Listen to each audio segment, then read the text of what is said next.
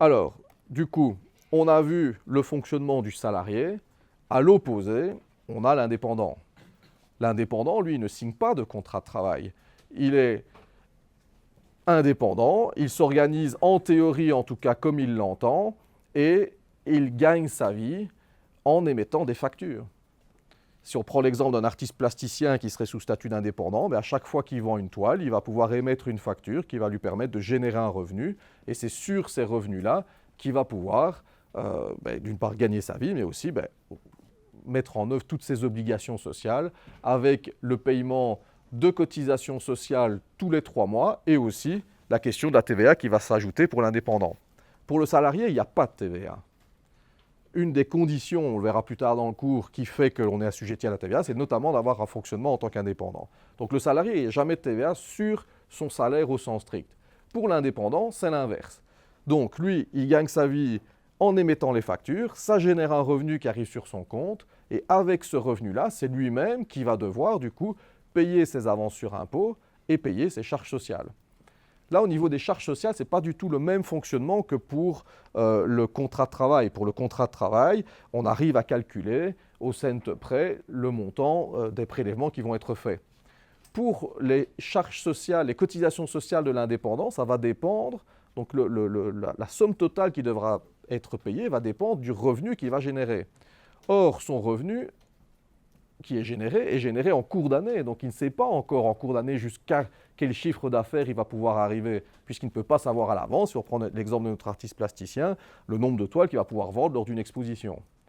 Donc, quand c'est comme ça, je termine le raisonnement, quand c'est comme ça, on a au début de l'activité un minimum de cotisations sociales qui doivent être payées tous les trimestres, ça se paye sur une base trimestrielle, alors que pour les charges sociales, donc les charges salariales de l'employé, ça se paye tous les mois en prélèvement du montant brut qui est payé par l'employeur. Ici, ça se paye tous les trimestres avec un minimum qui doit être payé quel que soit le type de revenu, quelle que soit l'ampleur des revenus. Qu'est-ce que ça veut dire? Ça veut dire que notre indépendant va devoir, quoi qu'il arrive, payer au minimum, on va être aux alentours de 800 € par trimestre qui devront être financés. Or, on est encore une fois dans le secteur culturel, quand vous fonctionnez par projet, quand vous êtes en période de production, votre projet, il y a 2 grandes phases, on va dire la production, vous créez, et puis ensuite la diffusion, vous diffusez auprès de votre public. Les revenus que vous générez, c'est dans la deuxième partie, c'est lorsque vous allez à la rencontre de votre public. En amont, vous n'avez généralement pas de revenus, sauf éventuellement des sources de financement, comme on peut le voir dans l'audiovisuel, avec les subsides ou des financements comme le tax shelter ou ce genre de choses.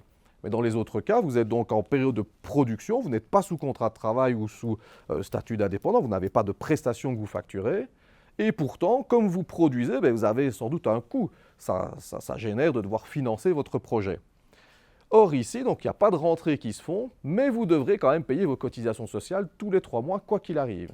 Donc ces fameux 800 €, si vous êtes, imaginons notre artiste plasticien qui sort de la Cambre et qui se lance tout de suite sous ce statut d'indépendant, quoi qu'il arrive, quelles que soient ses premières démarches, il devra payer tous les trimestres cette somme-là.